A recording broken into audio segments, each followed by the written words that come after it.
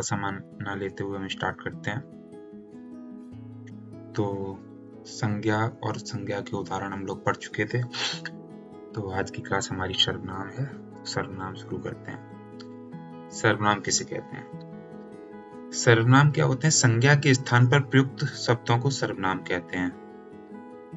जैसे क्या होगा, आपने कभी पैराग्राफ लिख कर देखा होगा, तो फर्स्ट सेंटेंस में क्या होता है, हम संज्ञा मान लो किसी के सिंटैक्स में कोई बात हो रही है, मान लो मेरे ही सिंटैक्स में कोई बात हो रही है, रोहित, तो हम जब एक्सप्लेनेशन रोहित के बारे में देंगे तो क्या बोलेंगे? रोहित एक अच्छा लड़का है, ठीक है।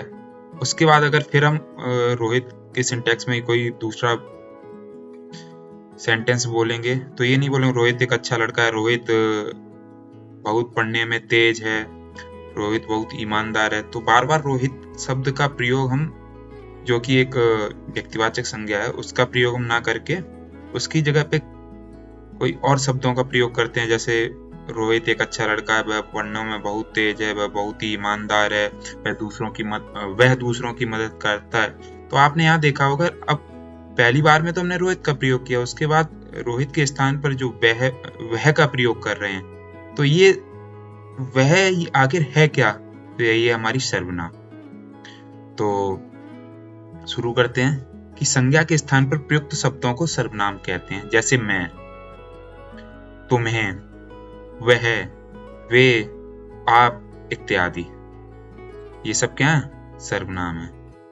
फिर देखते हैं सर्वनाम के भेद। यहाँ देखिए, सर्वनाम,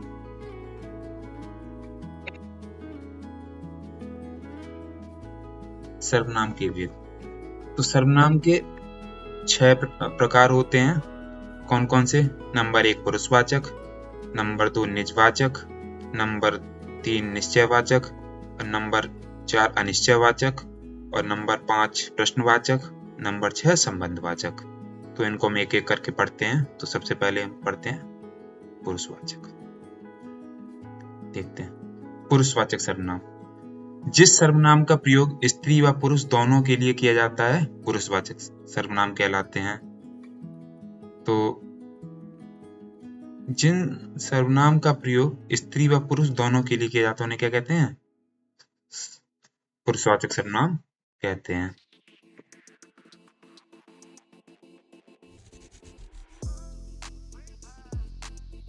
ठीक है, तो नोट में लिखा, सर्वनाम का अपना कोई लिंग नहीं होता, इसका निर्धारण क्रियापद से होता है। इसके अंतर्गत मैं, तू, आप, यह और वह आते हैं। तो पुरुषवाचक सर्वनाम क्या है? मैं। जैसे मैं अपने सिंटैक्स में कोई बात कर रहा हूँ तो मैं क्या यूज करूंगा? मैं। अगर आपके बारे में कोई मैं सिंटैक्स यूज कर रहा हूँ तो मैं आपके नाम की जगह आपका यूज करूंगा, या तू और या वह। ठीक है। तो पुरुषवाचक सर्वनाम क्या होते हैं? जिस सर्वनाम का प्रयोग स्त्री व पुरुष दोनों के लिए किया जाता है, पुरुषवाचक सर्वनाम कहते हैं। जैसे रीता सुबह सुबह टहलने जाती है, वह बहुत ही फुर्तीली है, वह 2 किलोमीटर दौड़ भी मारती है। तो अब रीता की जगह हम किसका प्रयोग कर रहे हैं? वह का। तो ये वह क्या है? पुरुषवाचक सर्वनाम। आगे देखते हैं दूसरा, निजवाचक सर्वनाम। निजवाचक सर्वनाम क्या होता है? जिस सर्वनाम का प्रयोग कर्ता कारक स्वयं के लिए करता है। क्या है? जिस सर्वनाम का प्रयोग कर्ता कारक स्वयं के लिए करता है, उसे निजवाचक सर्वनाम कहते हैं। निजवाचक शब्द से ही आपको समझ में आ रहा होगा क्या? निजी, यानी अपने खुद के लिए। तो इसके अंतर्गत क्या आते हैं? आप, स्वयं, खुद, स्वतः। कौन कौन से वर्ड आते हैं निजवाचक सर्वनाम? कौन कौन से हैं? आप है, स्वयं है, खुद है, स्वतः। ठीक है। जैसे मैं आप चला जाऊंगा, तो मैं अपने बारे में बात कर रहा हूं, मैं आप यानी मैं स्वयं चला जाऊंगा, तो ये क्या हो गया? आप, निजवाचक सर्वनाम। ठीक है। मैं खुद अपना काम करता हूं, तो इधर ये खुद क्या हो गया? निजवाचक सर्वनाम। ठीक है। या मैं स्वतः अपना होमवर्क कर लेता हूं, तो स्वतः भी क्या हो गया? निजवाचक सर्वनाम। आगे देखते हैं निश्चयवाचक सर्वनाम। तो निश्चयवाचक सर्वनाम क्या होता है? जिस सर्वनाम से किसी वस्तु या व्यक्ति अथवा पदार्थ के विषय में ठीक ठाक निश्चित ज्ञान हो, निश्चयवाचक सर्वनाम कहलाता है। देखो, निश्चयवाचक से ही आपको समझ में आ रहा होगा, किसी की निश्चितता को स्पष्ट किया जा रहा होगा। ठीक है, या उसकी स्थिति के बारे में बताया जा रहा है। तो क्या जिस सर्वनाम से किसी वस्तु या व्यक्ति अथवा पदार्थ के विषय में ठीक ठाक और निश्चित ज्ञान हो, या उसके बारे में निश्चितता का में ज्ञान हो, उसे निश्चयवाचक सर्वनाम कहते हैं। जैसे इस सर्वनाम के अंतर्गत यह और वह आते हैं, जो कि पुरुषवाचक सर्वनाम। अच्छा, अभी हमने आपको यह और वह बताया था, पुरुषवाचक सर्वनाम भी बताया था। ठीक है, जैसे वह के हमने आपको कुछ एग्जाम्पल्स दिए, उदाहरण प्रस्तुत किए थे। तो इसी प्रकार क्या है, जो यह और वह, ये निश्चयवाचक सर्वनाम भी है और पुरुषवाचक सर्वनाम भी है। ठीक है, और इसका प्रयोग किसके लिए होता है? निकटता के लिए होता है। यह निकट के लिए और वह दूर के लिए। जैसे यह पुस्तक मेरी है, ठीक है, तो यह पुस्तक मेरी है, तो यह पुस्तक के लिए यह का प्रयोग आ रहा है। तो यह क्या है? मतलब पुस्तक की स्थिति बता रहा है, यह पुस्तक। ठीक है, वह घोड़ा रेस में दौड़ता है, तो वह क्या हो गया? घोड़े के लिए वह का प्रयोग किया जा रहा है, तो वह क्या होगा? निश्चयवाचक सर्वनाम। ठीक है, आगे देखते हैं अनिश्चयवाचक सर्वनाम। तो जैसे कि आपने निश्चयवाचक सर्वनाम पढ़ा, इसी का अपोजिट क्या हो जाएगा? अनिश्चयवाचक सर्वनाम। देखते हैं, वह सर्वनाम जो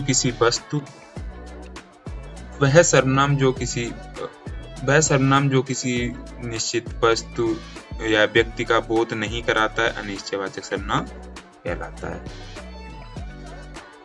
इस सर्वनाम के अंतर्गत कोई और कुछ आते हैं। तो इसमें क्या है, स्थिति का बोध तो ये भी कराएगा, लेकिन उसकी निश्चितता नहीं बताएगा कि बिल्कुल एग्जैक्ट उसकी कंडीशन या पोजीशन नहीं बताएगा। आप अब जैसे इसमें बात स्पष्ट नहीं होगी किसके बारे में, मतलब प्रॉपर किसके बारे में बात करी जा रही है। तो देखते हैं, आपके घर पर कोई आया है। तो यहाँ जो कोई है, क्या है? कोई। तो कोई भी हो सकता है, हमें तो नहीं पता चल रहा कौन इंसान आया है, जानवर आया है, ठीक है, कि कौन आया है, भिखारी आया है, कि आपके मेहमान आए हैं, कौन आया, कुछ पता चल रहा है? कुछ नहीं। तो क्या आपके घर में कोई आया, तो कोई क्या हो गया? अनिश्चयवाचक। ये तो पता चल रहा है कोई आने, स्थिति तो पता चल रही है कि आया है कोई, अब कौन आया है ये निश्चित नहीं है, ये अनिश्चित है, कोई भी हो सकता है। कुछ दे दीजिए, हमने आपसे कहा कुछ दे दीजिए। अब इसमें मैंने ये तो नहीं बताया आपको प्रॉपर मुझे देना क्या है, आप कुछ भी दे सकते हैं। तो इधर कुछ भी क्या है? अनिश्चयवाचक सर्वनाम। आप कुछ काम कर लो, तो कुछ क्या है? यहाँ भी अनिश्चयवाचक सर्वनाम। आगे देखते हैं प्रश्नवाचक सर्वनाम। प्रश्नवाचक सर्वनाम क्या होते हैं? जो प्रश्न के बारे में बताएं, ठीक है, तो या प्रश्न चिन्ह उत्पन्न करें, ठीक है, किसी भी स्थिति में या किसी भी सेंटेंस पे प्रश्न चिन्ह लगा दें, तो वो क्या हो गए? प्रश्नवाचक सर्वनाम। जैसे जिस सर्वनाम का प्रयोग प्रश्न करने के लिए किया जाए, जिस सर्वनाम का प्रयोग प्रश्न करने के लिए किया जाए, प्रश्न पूछने के लिए किया जाए, वह प्रश्नवाचक सर्वनाम कहलाता है। इसके अंतर्गत कौन और क्या, ये दो सर्वनाम आते हैं। तो प्रश्नवाचक कौन से दो सर्वनाम? कौन और क्या। आगे देखते हैं, कौन का प्रयोग सदैव सजीवों के लिए। कौन का प्रयोग किसके लिए होता है? सदैव सजीवों के लिए होता है। और क्या क्या प्रयोग हमेशा निर्जीवों के लिए होता है। जैसे देखो तो कौन आया है, देखो उदाहरण है, देखो तो कौन आया है, ठीक है। तो अब प्रश्न लगा दिया, कौन आया है, तो कौन क्या है? प्रश्नवाचक सर्वनाम। आपने क्या खाया है, मुझे नहीं पता आपने क्या खाया है, मैं आपसे प्रश्न पूछ रहा हूं, आपने खाया क्या आखिर, ठीक है, तो ये क्या हो गया? प्रश्नवाचक सर्वनाम। आगे देखते हैं, अंतिम है संबंधवाचक सर्वनाम। संबंधवाचक सर्वनाम क्या होते हैं? जिस सर्वनाम से एक शब्द या वाक्य या दूसरे शब्द या वाक्य से संबंध जाना जाता है। देखो जैसे इसके नाम से स्पष्ट हो रहा संबंधवाचक, तो ये क्या बताएगा? संबंध बताएगा, सर्वनामों के बीच संबंध स्थापित करेगा, तो ये क्या हो गया? संबंधवाचक सर्वनाम।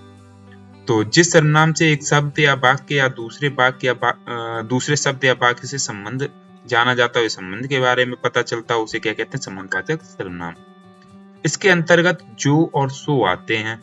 अब सो के स्थान पर वह का प्रयोग होने लगा, जैसे जो जागेगा सो पावेगा, ठीक है। तो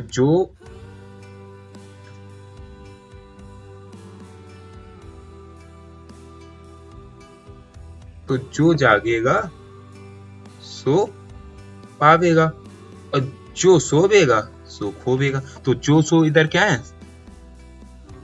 संबंधवाचक सर्वनाम। आगे देखते हैं, जो जागेगा वह पावेगा।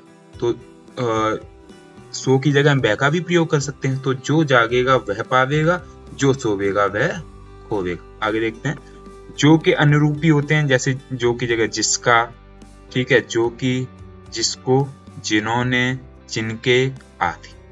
तो उम्मीद करते हैं आपको संबंधवाचक सर्वनाम समझ में आया होगा। तो संबंधवाचक सर्वनाम में बहुत कुछ, कोई रॉकेट साइंस नहीं है, केवल इतना है कि इसमें संबंध के बारे में पता चलता है। ठीक है, दो सेंटेंसों से या दो शब्दों के बीच में संबंध स्थापित किया जाता है, तो जो, या दो सिचुएशन, स्थितियों के बीच में संबंध स्थापित किया जाता है। तो जो जागेगा सो पावेगा, और जो सोवेगा सो होवेगा। तो यहाँ जो सो क्या है, संबंधवाचक सर्वनाम है। ठीक है, और सो की जगह बै का भी प्रयोग किया जा सकता है, जैसे कि, और जो के अनुरूप भी हैं, जिसका, जो कि, जिसको, जिन्होंने, जिनके इत्यादि। तो उम्मीद करते हैं आपको आज की क्लास बहुत अच्छी लगी होगी, और आप लोगों से निवेदन है कि आप लोग इस चैनल को ज़्यादा से ज़्यादा सब्सक्राइब करें।